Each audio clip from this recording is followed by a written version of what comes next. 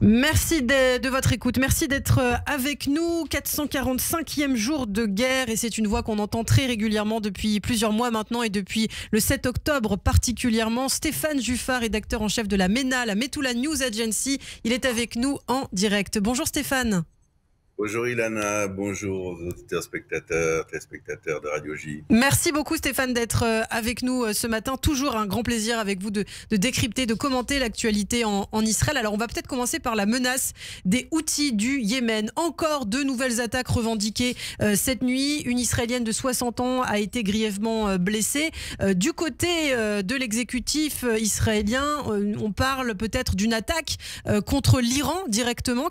Quel regard vous portez sur la situation et qu'est-ce que vous en pensez de cette proposition ?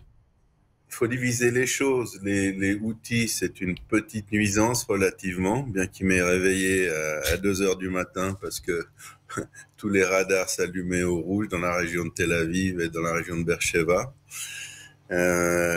Deux missiles balistiques, comme vous l'avez dit, interceptés avant qu'ils n'entrent dans l'espace aérien d'Israël. On arrive à gérer cette menace. Ça ne veut pas dire que de temps en temps, il n'y a pas un projectile qui va transpercer nos défenses. Le problème qu'on a, le seul problème qui reste, c'est pas Gaza. Gaza, c'est des problèmes de M. Netanyahou.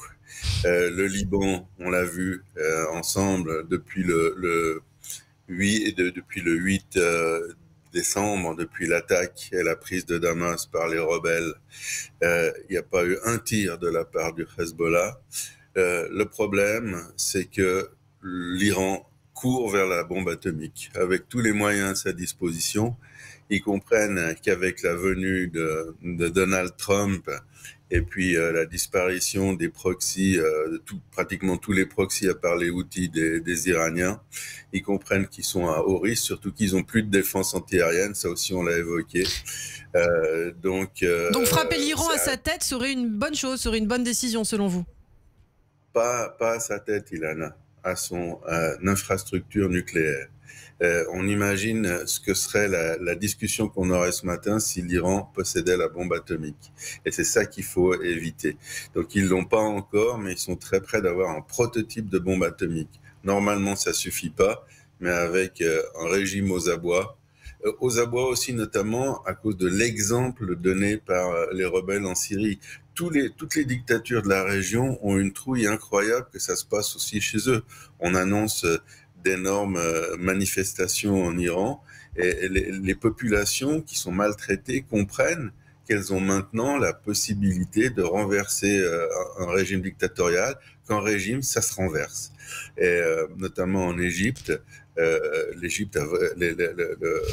pouvoir égyptien a vraiment très peur, les Iraniens aussi, et les Iraniens sont hystériques, d'autant plus qu'on a détruit 2 pipelines essentiels et qu'ils n'ont plus de pétrole pour leurs véhicules, pour leur électricité. Il y a des coupures énormes. On a réussi à créer la chienlit en Iran. Et c'est la tension. Mais il faut répondre clairement à une question, clairement posée par vous-même. L'objectif, il faut se concentrer et il faut laisser les dissensions internes de côté et il faut s'occuper jusqu'à la fin du mois de janvier, d'ici la fin du mois de janvier, du problème de la bombe atomique iranienne. Eva pour Stéphane Juffat. Bonjour Stéphane Juffat. Bonne fête, Eva Soto. Merci beaucoup. Stéphane Juffat, Avi Pazner, l'ancien ambassadeur d'Israël en France et à Rome, nous le disait hier sur Radio J. Au début, personne ne prenait les Houthis au sérieux. Il disait, par exemple, qu'ils ont détruit Eilat, ce qui n'était pas vrai, etc. Qu'est-ce qui s'est passé? Surtout, qu'est-ce qu'il se passe ces derniers jours, parce que les attaques s'intensifient. On a même maintenant plusieurs par jour. Les Houthis au niveau militaire par rapport à Israël, ils sont pas très effrayants. Alors, je viens de le dire, on peut toujours, une personne avec une carabine peut vous infliger des dommages. Ils ont plus qu'une carabine, mais ils ont des armes, notamment des missiles balistiques qui datent d'une autre ère. Du début des missiles balistiques. Le problème que le monde et la région ont avec les Houthis, c'est la libre circulation, le libre trafic des bateaux de marchandises. Ils ont asphyxié l'Égypte. Le canal de Suez ne sert pratiquement plus à rien, alors que c'était la principale source de revenus de l'Égypte. Le port d'Eilat donne la peine à regarder. Il y a pas d'activité, pratiquement pas d'activité depuis une année. Les ports saoudiens, enfin tous les ports des pays limitrophes de la mer Rouge, c'est la grande question qu'on se pose, et pas de savoir si les Houthis sont la troisième plus grande puissance militaire mondiale. Ils arrivent avec peu de moyens à bloquer le détroit de Bab el-Mandeb, et à bloquer, je dirais, 20% du trafic maritime mondial. C'est pas possible. Alors, pourquoi? Comment ils font? Soit ils tirent des missiles, il n'y a pas besoin de missiles très intelligents, très sophistiqués sur les bateaux qui passent, soit des roquettes, soit aussi ils font du piratage, c'est-à-dire qu'ils envoient des canaux pneumatiques et qui montent, qui interceptent, qui tuent des marins. Ça veut dire que les Houthis, c'est pas juste le problème d'Israël?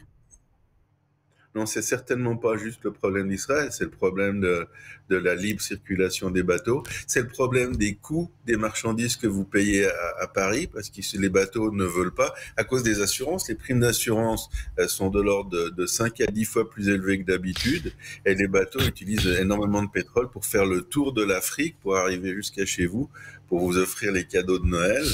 Donc les cadeaux de Noël cette année coûtent beaucoup plus cher, il faut essayer de faire cesser cela. Mais on ne sait pas exactement comment faire. Alors Stéphane, peut-être pour conclure, vous avez dit tout à l'heure les tirs du Hezbollah ont cessé. Est-ce que vous avez pu rentrer chez vous dans le nord d'Israël? Oui, j'ai pu rentrer pour faire l'état des lieux, pour voir les dégâts. Je ne veux pas vous en parler parce que c'est un jour joyeux. Ouais. Vous avez eu beaucoup de dégâts? Ouais, la maison, il faut pratiquement tout réparer. Les studios qu'on avait, qui étaient prêts à être inaugurés, sont détruits. Il va se passer... je serais personnellement content si on pouvait réintégrer nos studios à l'été prochain. Donc, ça va demander beaucoup de travail. C'est ça l'histoire. Imaginez votre travail et encore le souci de réparer 2 maisons. On a 2 bâtiments. Et de faire en sorte qu'ils deviennent réutilisables. Eh bien, merci beaucoup Stéphane Juffaï. On vous souhaite le meilleur et de retrouver très rapidement votre habitation. En tout cas, vous le savez, vous êtes toujours le bienvenu sur Radio J. Merci beaucoup Stéphane, à très bientôt.